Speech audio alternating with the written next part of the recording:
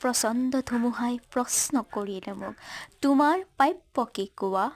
মনৰ দুৱাৰে মেলি নিৰ্ভীকভাৱে ক'লো, তোমাৰ শক্তিখিনি দিয়া। বৰ্জৰ গৰ্জনে বক্ষ উজাৰি ক'লে, তোমাৰ কাম্য কি কোৱা?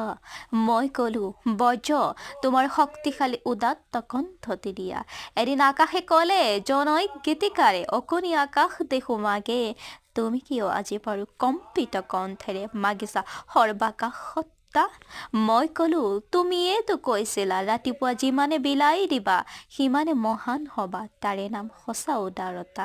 সেয়েহে আকাশ, তুমি দিব যদি খুজিছা এই সংকীৰ্ণতা এৰি দিয়া, অৱদান ৰূপে তোমাৰ পূৰ্ণ বিশালতা দিয়া যদি আজিয়েই দিয়া।